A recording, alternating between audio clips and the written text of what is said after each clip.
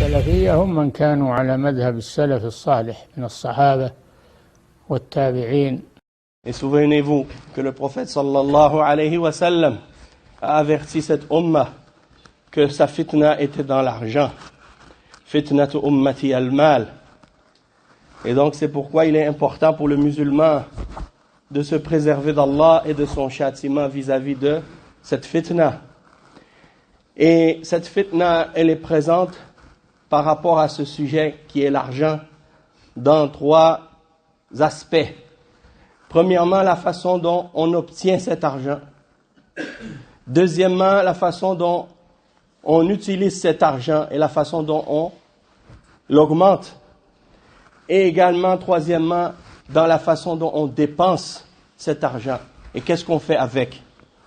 Et donc, en ce qui concerne la façon d'obtenir cet argent, eh bien, l'islam nous a encouragé de rechercher la subsistance et de rechercher le bien, mais par des méthodes et par des moyens qui sont établis et fondés sur la justice entre les hommes. Et dans la bonne façon d'interagir avec les autres dans nos interactions commerciales. Et d'une manière qui interdit complètement toute forme d'injustice et toute forme de transgression envers les autres. Et donc les gens, par rapport à ce premier aspect, se sont divisés en deux catégories. La première catégorie, c'est-à-dire ceux qui ont fait preuve de taqwa vis-à-vis d'Allah Azza wa Jal. Ils se sont protégés et préservés d'Allah et de son châtiment en cherchant le risque des manières qui sont halal. Et étant donné qu'ils ont cherché l'argent de manière halal, Allah Azza wa Jal a mis de la bénédiction, de la baraka dans leurs richesses et dans leurs biens. Et lorsqu'ils donnent en sadaqa de ces biens, Allah accepte de leur part cette sadaqa. Et lorsqu'ils laissent ces biens-là pour leur héritier après sa mort, eh bien, il y a un bien qui est une récompense pour lui dans ce bien-là. Et c'est un bien pour lui dans ce bas monde et dans l'au-delà. Tandis que le deuxième, c'est celui qui ne s'est pas préservé d'Allah et qui n'a pas eu de taqwa dans sa façon de chercher les biens, chercher l'argent, chercher le risque.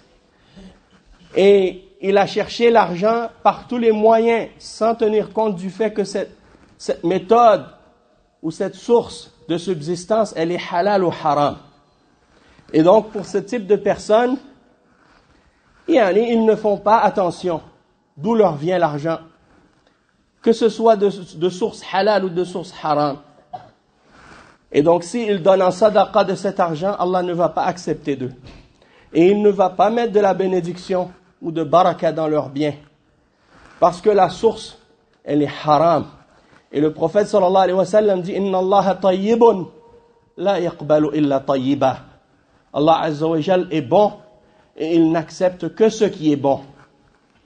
Donc si tu donnes des biens ou de l'argent en sadaqa d'une source qui est haram, même si tu as une bonne intention, Allah ne va pas l'accepter. Et donc, si tu la laisses pour tes héritiers, eh bien la même chose. Il n'y aura pas de bénédiction pour eux dans ce bien-là. Et dans l'au-delà, il y aura pour toi une punition. Et ça comprend également le fait que le musulman fasse attention lorsqu'il cherche des moyens de subsistance. Que ce soit par exemple de chercher un emploi, lorsque tu cherches un travail. Et la plupart des musulmans qui viennent dans ce pays, ils viennent pour travailler, pour faire de l'argent. Eh bien, chercher des emplois halal. C'est-à-dire des emplois dans lesquels il n'y a pas de shubuhat, d'ambiguïté ou de doute. Et donc faites attention, si le travail que vous faites pour gagner votre vie, il y a dedans des choses haram. Soit dans la marchandise que vous vendez ou les produits que vous vendez, ce sont des choses haram, de l'alcool, du porc. Ou bien, parfois, vous utilisez des méthodes ou des moyens, vous vendez des choses ou vous livrez des choses à des gens Parce que beaucoup de musulmans travaillent par exemple dans des compagnies où ils font des livraisons de produits ou de nourriture. Et parfois ils vont livrer même de la nourriture dans laquelle il y a des choses haram. Donc vérifiez et faites attention et préservez-vous d'Allah dans ce genre de source de revenus. Et essayez d'éviter tout emploi dans lequel il peut y avoir des doutes, des ambiguïtés sur le fait que l'action ou le travail soit licite en lui-même ou non, ou sur les produits que vous vendez.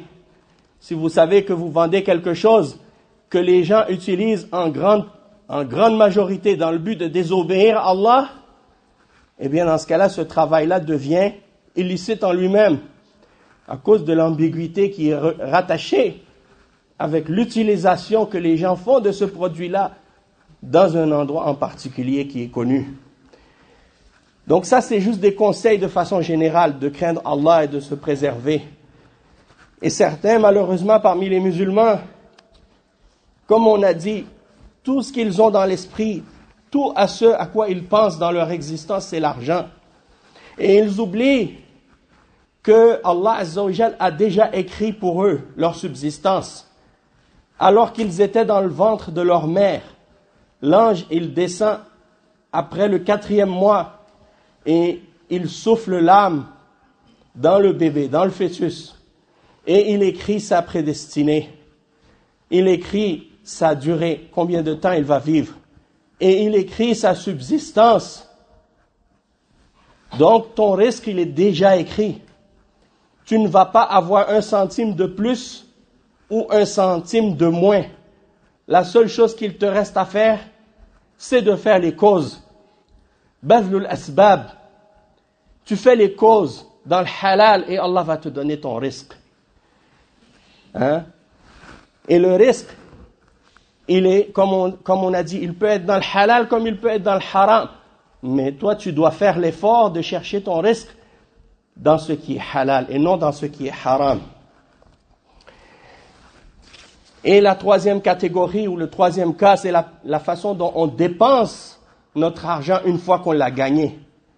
Donc tu ne vas pas gagner ton argent en trichant les gens, en mentant aux gens. Tu leur vends des choses et tu leur mens en vendant la chose. Tu dis oui, elle est en bon état, ou il fonctionne bien, ou il est bien, le produit il est bon. Et en réalité il est mauvais, ou il ne fonctionne pas bien, ou il est de mauvaise qualité. Et tu trompes les gens.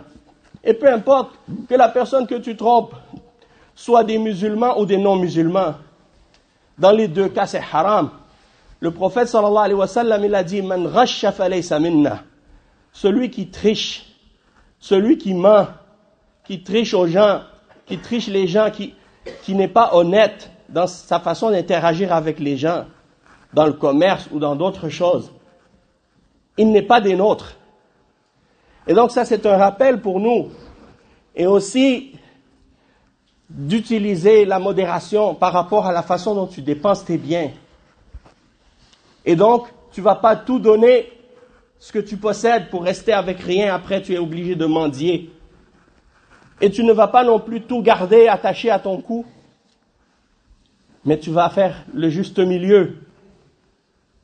Tu prends un peu pour toi, qu'est-ce qui est nécessaire pour ta famille et leurs besoins, et tu donnes un peu aussi, fi sabilillah. Tu ne vas pas tout donner non plus.